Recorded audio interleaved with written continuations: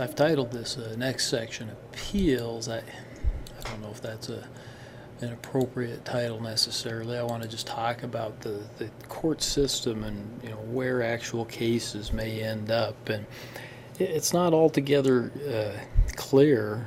Okay, every time, there are cases where you got to find the right jurisdiction and the right court, and lawyers screw that up. So us lay people, we're certainly not expected to have a perfect knowledge of this, but in this case, I've tried to provide you with some examples, I think, that are fairly clear-cut. So you lose in justice court in Havre, you will appeal to. So justice court, remember, kind of on the same level as city court, municipal court, justice court. Justice court in our area would be the county. We might also refer to that as the county court because that's what it covers, is Hill County really outside of Havre, because Havre has a separate city court. You would appeal to, or it would be reheard in state district court. And in Havre, we have in Havre, by the way, we do have a state district court. Okay,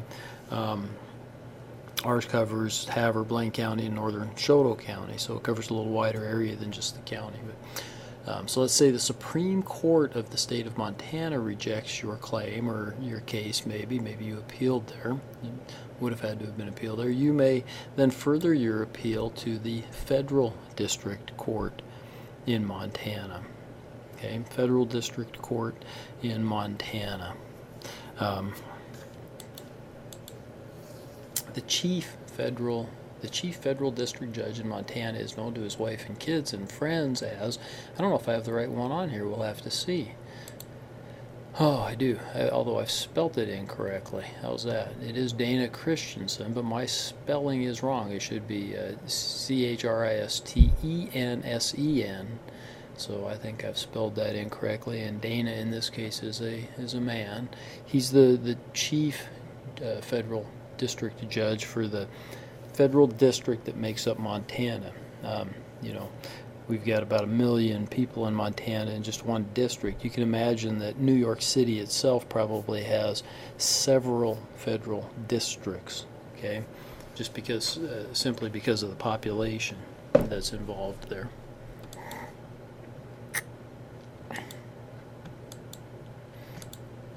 A jury in the 12th District Court for the state of Montana finds for your opponent. She says she'll appeal. Where will she appeal to? Okay, appeals in Montana then would go to the state Supreme Court. Whether or not these are all the current members, I can't tell you 100% sure.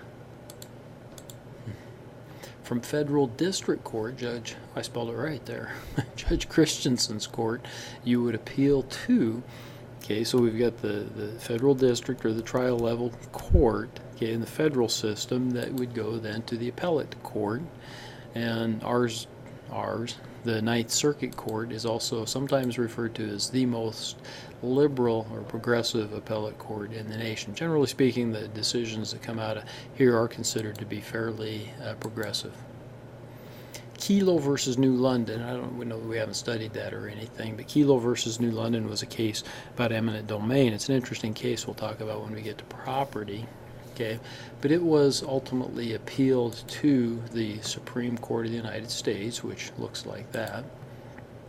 Okay, and the opinion expressed by the court was that they could in fact force Kelo out of his or her home. I can't remember if it was a guy or a gal, and the community could exercise its right of eminent domain, even though it was for a private purpose. It wasn't to build a highway or anything like that. It was so that they could make a development there. It was actually a commercial development.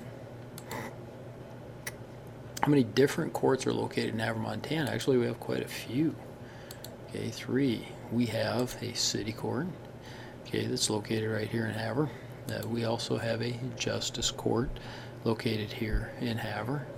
I'm not sure where all the different courts are. The city court's located at City Hall, right downtown across from Bullhook Clinic and the Methodist Church. And the justice court, it might be in the courthouse, but I'm not sure. The state district court is for sure in the courthouse. Funny place to have a court. Okay. Embezzling 20 grand in Havre will land you in what court? As long as it's not from the bank, you'll end up at state district court.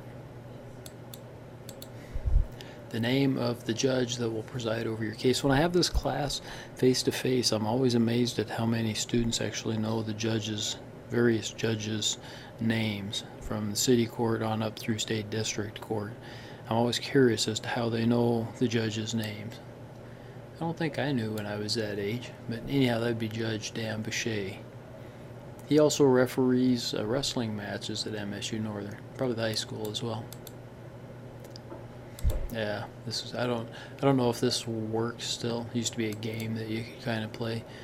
I think it's a drunk guy walking down the street and your goal is to try to keep him upright. So this guy will probably end up in what court if he's arrested for public drunkenness within the city limits of Havre? He'd probably end up in city court then, right?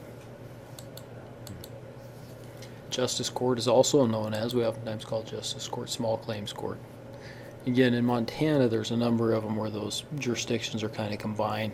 It's indistinguishable between justice court and city court. You know, if you get to Richland County or what are some of the other counties over there in the eastern part of the state? It just makes no sense to have two courts, one for the county and one for the city, and so they're basically combined.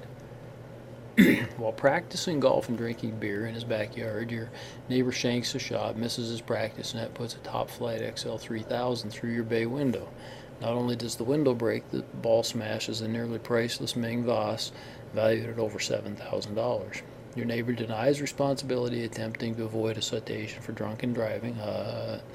Pun intended. You'll have to sue your neighbor in what court? Well, I put the amounts in there just to let you know that would exceed small claims court, and so then you would end up in state district court. Okay, if the amounts were minor, if he just broke your window and it was an ordinary window, and it was $1,200 to replace, that would probably just go to justice court or small claims court. Short the price of a pint, Al Bierman decides to try and rob a bank. Luckily, the bank president misses Al with his Glock 9mm handgun, and Al is merely arrested. Al will make his first court appearance in what court? It's going to be federal district court. Again, robbing a bank is a federal crime. The recently passed Class Action Fairness Act requires certain class action lawsuits to be heard in what courts? Federal. And that's it for the appeals.